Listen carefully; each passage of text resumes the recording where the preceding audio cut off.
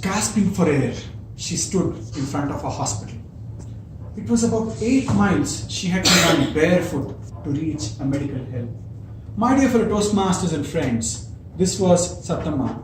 She was from a remote village in the deep forests of Medaram.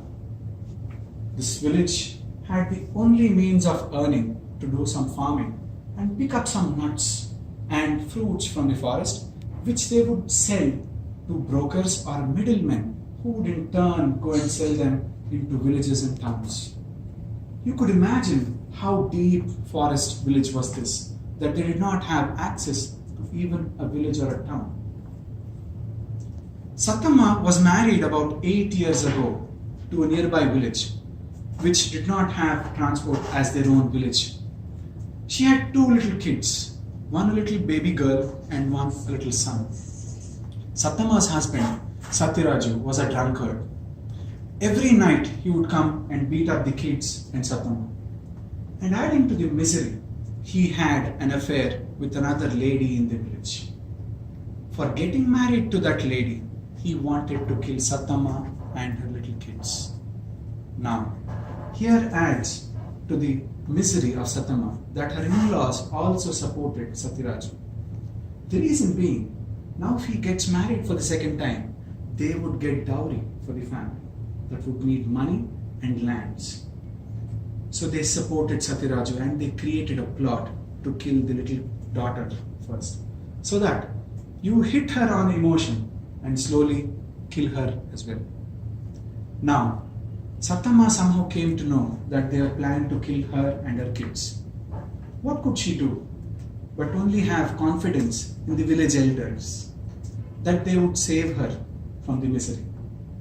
But then their plot was dangerous. They wanted to poison the little kid.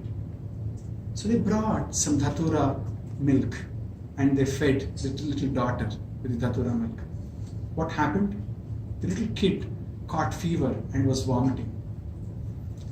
Now, as an action, the in-laws of Sattama's family, they said, we'll give her home remedies. We don't have to take her to a doctor. We will give her medicine. But this was fake. 3 days passed. The kid was continuously vomiting and having fever. And there was no one to take care of her. 4th day, when Sattama was trying to wake up the little kid, she was not responding. No one from the village, no elders, no family, no husband was supporting her. She had to pick up this little kid in her hand and run. Run in the deep forest, barefoot, cross rivers, take help of a boatman, and then reach a hospital where she stood, catching her little kid in her hand. She ran and kept this kid on the table. The doctors came and looked at the little kid. But alas, they couldn't do anything but to declare that the little baby was brought dead. Now, Sattama did not have any way out. She had to go back to the same village where her little son was left alone. She ran back, holding her dead body of the little kid. She went back to a village. They had hearts of stone. They just finished the cremation of the little kid and they were planning for another plot to kill the little kid, her son. But then she had confidence that something good will happen. But out of nowhere, there was an opportunity which knocked her door. Her husband's sister, who was living in Hyderabad, needed a 2-week leave. And for 2-week leave, she wanted some maiden home support from her brother and her brother's wife. So she sent a message to them and they really agreed that 2 weeks they can go to a city and earn some money. So Sattama, with her husband and the little kid, came to Hyderabad, got down at the bus stop. And now, Satyaraju left this uneducated lady with no money in her hand, with this little kid, right in the middle of the bus stop and eloped.